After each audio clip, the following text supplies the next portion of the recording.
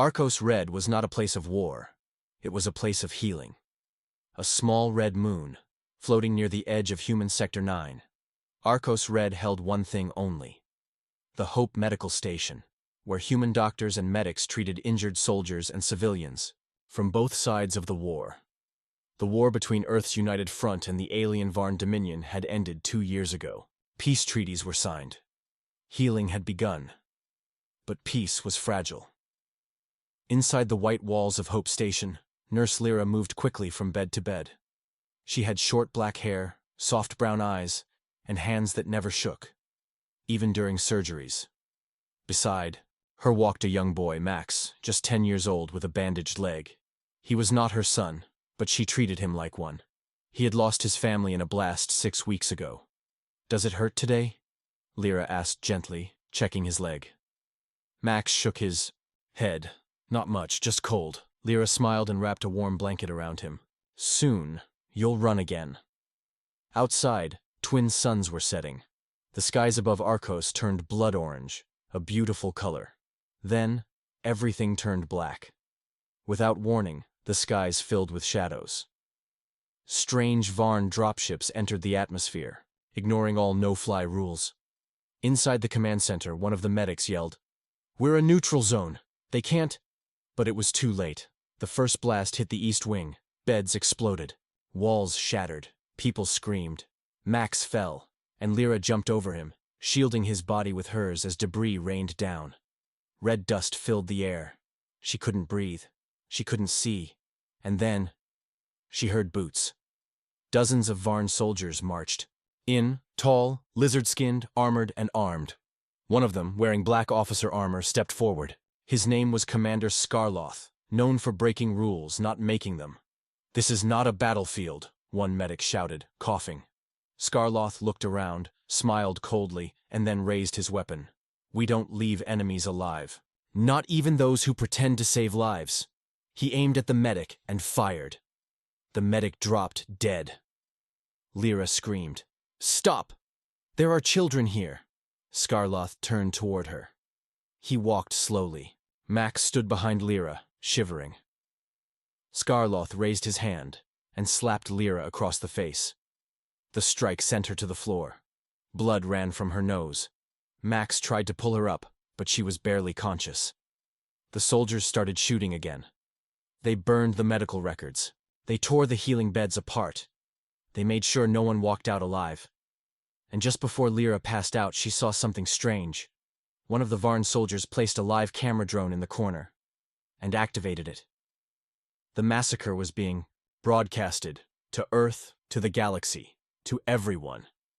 On Earth, billions watched in shock. Children saw it on school feeds. Doctors watched in hospitals. Families stared at their screens with tears in their eyes. Humanity was quiet. But they weren't still. Inside a hidden bunker deep under the mountains, Earth's military high command watched the same feed. No one spoke. Until a tall man in a black coat stepped forward. He was not a general, he had no name, but everyone called him the Keeper of Protocols. He looked at the room and said only 3 words: "Activate Protocol 9. The others turned pale.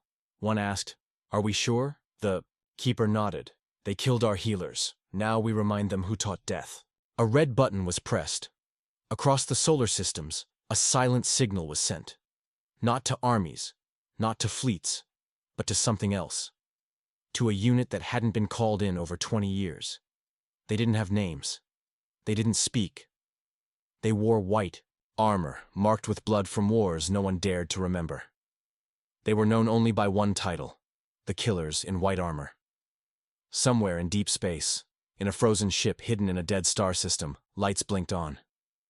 Inside cryopods, figures began to wake. One of them, Unit Leader Solus, opened his eyes. He read the message glowing on the screen above his head. "Medical outpost Arkos Red destroyed. Medics executed. Protocol 9 activated." Solus didn't speak. He stood up, walked to the locker, and removed his white armor, stained, scratched, and cold. He placed the helmet on his head, and as the ship powered up, moving through black space, he whispered inside his mind, "This time, They went too far. The Varn Dominion mining base sat quietly on the frozen world of Krellis 7. Soldiers stood watch.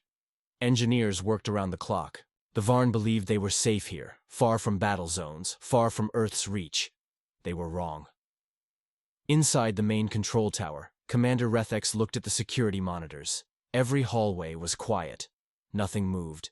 Still, something felt wrong. He tapped his assistant. "Do you feel it? The silence?" Before the assistant could answer, the lights went out, all of them. Darkness swallowed the base. Then came the sound. Not a blast, not a scream, a whisper, a soft clicking. Click, click, click. Metal footsteps on steel floors. Rethex shouted, "Find the source! Seal the doors!" But it was too late. The killers were already inside. Down in the west corridor, 2 Varn guards walked nervously. One held a rifle tight against his chest. The other looked side to side. Suddenly, a shadow dropped from the ceiling. White armor. Glowing. Eyes. Solus. The first guard didn't even scream. Solus used his knife. Fast, clean, silent. The second guard tried to run. He never reached the end of the hallway. Solus vanished into darkness again. Behind him, red letters burned into the wall. "By plasma for the healers." Commander Rethex screamed into the base comms. "We are under attack! Unknown unit. No response, no signals." A technician shouted back. "They're not broadcasting any ID. No tags, no names. Just symbols on their armor." "What symbols?" The technician swallowed hard. Red Cross, the same symbol human medics wore. But now it was covered in enemy blood. In another sector, 4 soldiers ran into the control room. They locked the door, panting hard, but the room was already occupied. One by one, the lights inside the room flickered red. The soldiers looked up. White armored figures stood above them on the ceiling beams, completely still. And then, they dropped. In less than 10 seconds, it was over. The attackers didn't speak, they didn't breathe loud, they moved like ghosts. Outside, in the frozen valley, a Varn shuttle tried to escape. It lifted off, hovering toward the upper atmosphere. But as it rose, a small object hit the side. A sticky mine. Boom! The shuttle exploded in midair. The humans didn't just attack, they made sure no one ran. Back at the center of the base, Rethex saw the door melt, not break, melt. It folded like butter as a figure walked through the fire. White armor, tall, blood-stained, helmet cracked, glowing red eyes. Solus. Rethex raised his hands. "Please. I wasn't at Arkos Red. I didn't touch your medics." Solus didn't answer. He raised a device and tossed it at Rethex's feet. It was a recording cube. Rethex stared at the image that appeared. It was Dr. Lyra. Alive. She was strapped to a hospital bed, face bruised, eyes barely open, but alive. The message under the image read, "For every healer you hurt, 1 commander falls." Rethex's eyes widened. "You're not soldiers," he whispered. "You're death." Solus lifted his weapon and fired. Across the galaxy, Varn military channels were filled with alerts. Blackout on Krellis 7, base destroyed, all personnel lost, no survivors. The name of the attackers, unknown, the footage, glitched. But in one blurry frame, something was visible. A group of 6 figures in white armor, walking through smoke with red crosses on their shoulders. And beside them, a woman, weak but alive, walking slowly. Dr. Lyra. The medics were not forgotten, and neither were the ones who killed them. Earth had not sent an army. Earth had sent revenge. The destruction of the Krellis 7 base spread fear through the Varn Dominion. In every city, in every military post, whispers began. They spoke of shadows in white armor, of humans who did not talk, did not scream, did not show mercy. They only came when the light went out, and they always left behind one message: for the healers. At first, the Varn leaders called it propaganda, a trick by Earth. They told their people, "Don't worry, humans won't start a war for a few medics." But deep inside the Dominion's capital, fear was growing. Inside a dark war chamber, Varn generals gathered. Commander Threx, old and scarred from many battles, slammed his fist on the table. "This is getting out of control," he shouted.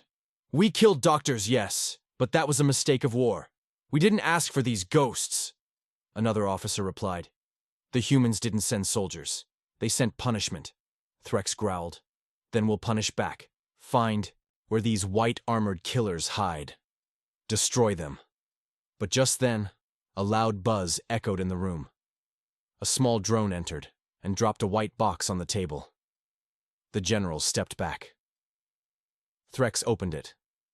Inside were 3 dog tags, medical, ID tags from Arkos Red, and below them, a Varn assassin's head, eyes still open.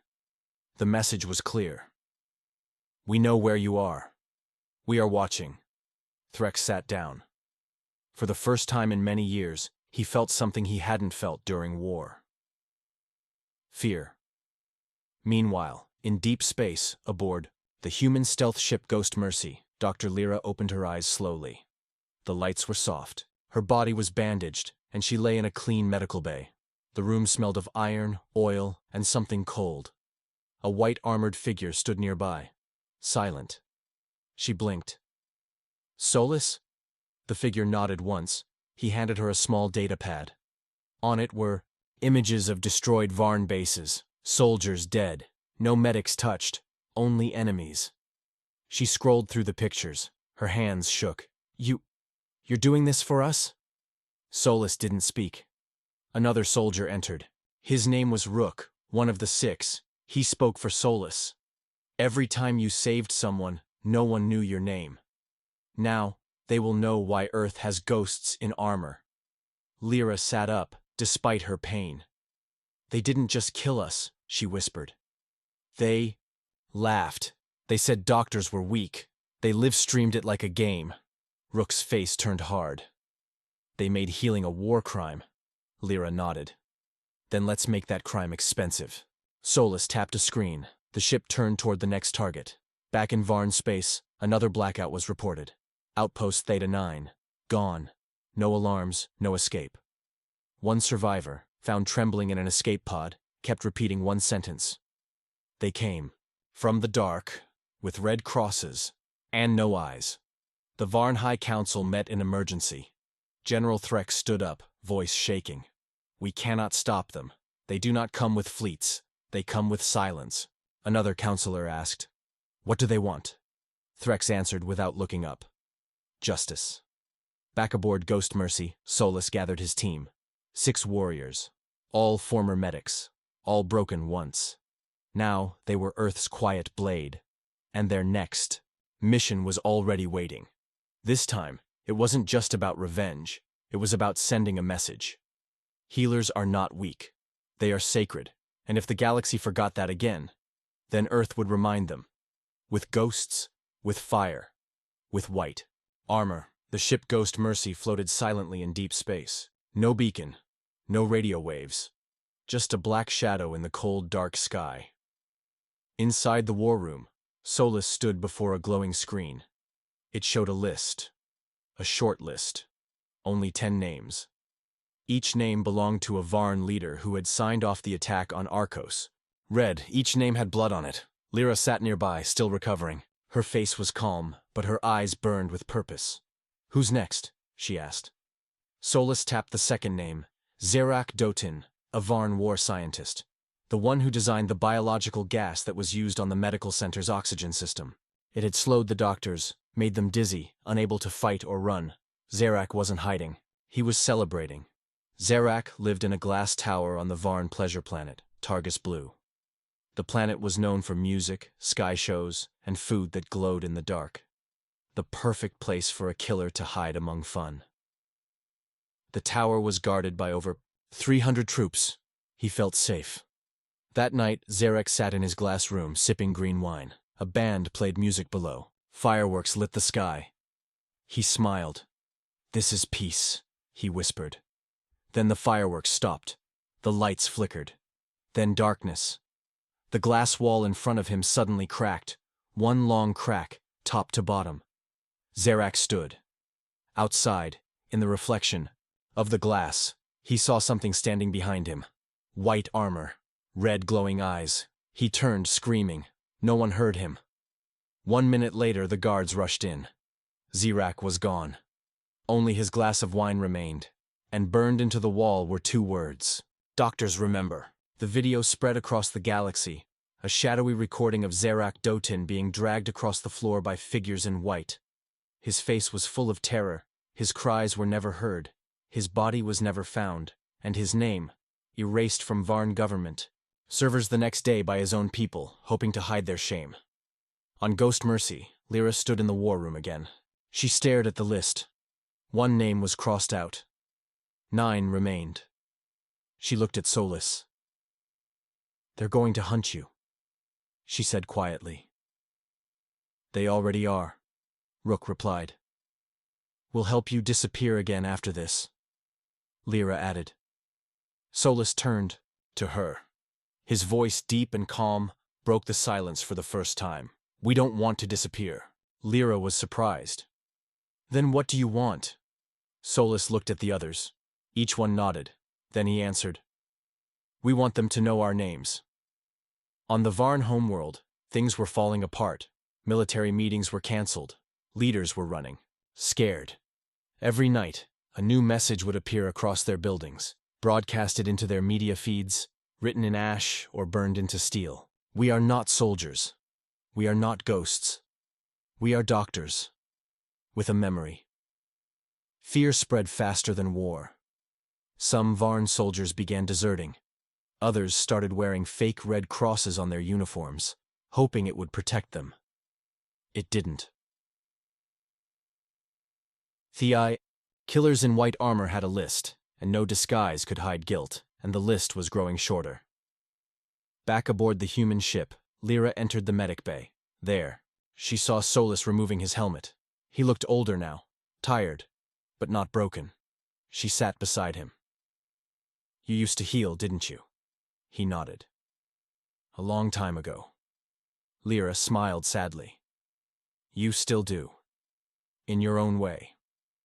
Solus said nothing. But inside he hoped she was right.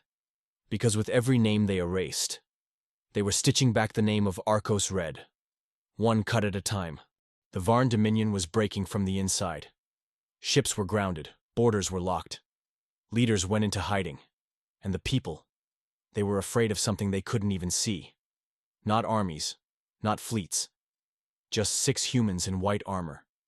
The story of Ghost Mercy had become legend. The killers in white armor had no country. They had no flag. They served one thing only: memory. The memory of those who saved lives and were punished for it. Inside Ghost Mercy, Rook stood over a tactical screen. Target 5 is hiding on Varnus Moonbase 3, deep underground. 20 levels down, 1 exit. We'll need 2 teams. Solus nodded once. Lyra spoke from the shadows. "Do you think he'll run?" "No," Rook replied. "He thinks he's safe." They all did. The moonbase was cold and gray, a prison disguised as a lab. Inside, Director Helks Maroon sat in a white coat, adjusting his glasses. He had once trained many of the doctors killed at Arkos Red, and then sold the list of their names for Varn money. He sipped his hot drink as alarms rang. He didn't care. "Another drill," he told his guard. But it wasn't a drill. Far above, 2 escape shuttles exploded mid-launch. No escape.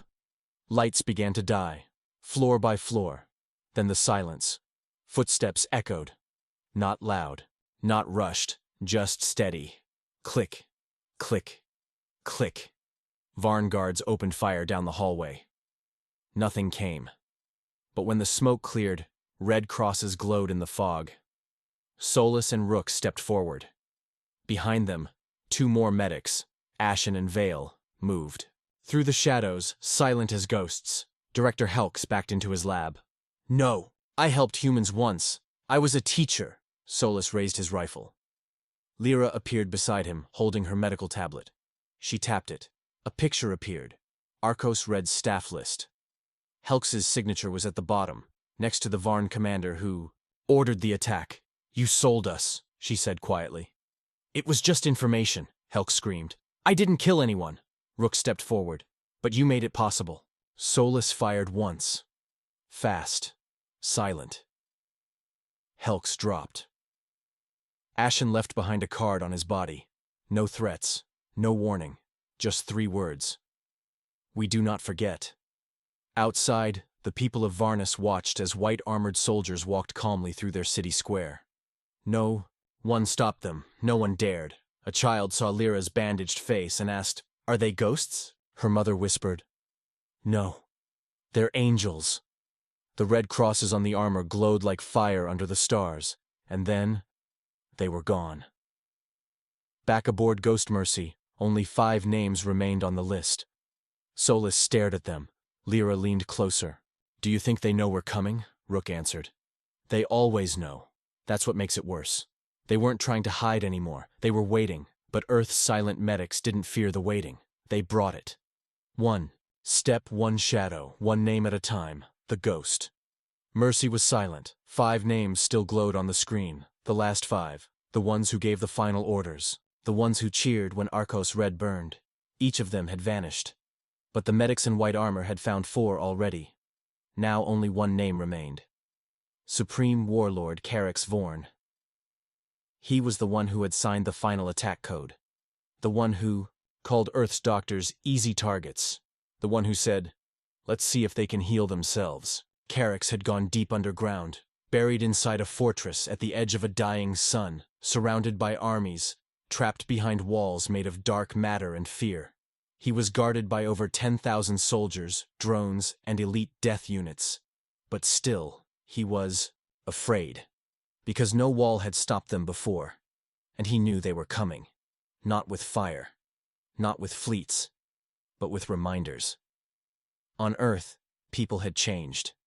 The Red Cross, the symbol of healing, was now protected by law. Doctors walked freely. Medics were honored. Across colonies, children learned the name Arkos Red.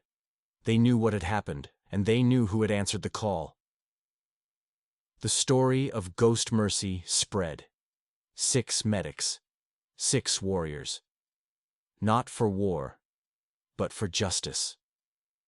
Inside the war room of Ghost Mercy, Solus stood before the last name. Lyra walked in slowly, a limp still in her step. "You're not coming back from this one," she said quietly. Solus nodded. "We don't plan to." The crew was ready. 6 white-armored figures stood together one last time. They had no ranks, no badges, only 1 mark, the Red Cross on their chest, and beneath it, 1 word in ancient Earth language. Mercy. They landed at night. They didn't go through the gates. They went under them, through tunnels, through silence. By the time Caryx knew they were inside, it was too late. One by one his guards vanished from cameras. His drones went blind. His power grid blinked out. Then the door to his private chamber opened. 6 figures stood there. He reached for his weapon, but didn't fire. Instead, he dropped to his knees. "I was wrong," he said. "I didn't know humans would care so much about healers." Solus stepped forward. "We didn't," he said. Caryx blinked. "Then why are you here?" Rook answered softly. "We learned to care, because they gave their lives for us." Caryx's face twisted in anger. "So you kill for peace?" Lyra stepped forward now, her voice calm. "We don't kill for peace." She raised her sidearm. "We kill for memory." 1 final flash, and it was done. They left nothing behind. No body, no message, just 1 red cross painted on Caryx's throne, and under it, "We remember Arkos Red." The ghost, Mercy, never returned to Earth. Some say it burned in a dying star. Others say it waits in the dark, asleep, until it's needed again. No one really knows. But one thing is true. No one ever touched Earth's healers again. Not even once. Because the galaxy had learned a lesson. Doctors are not soft, mercy is not weakness, and memory is a weapon.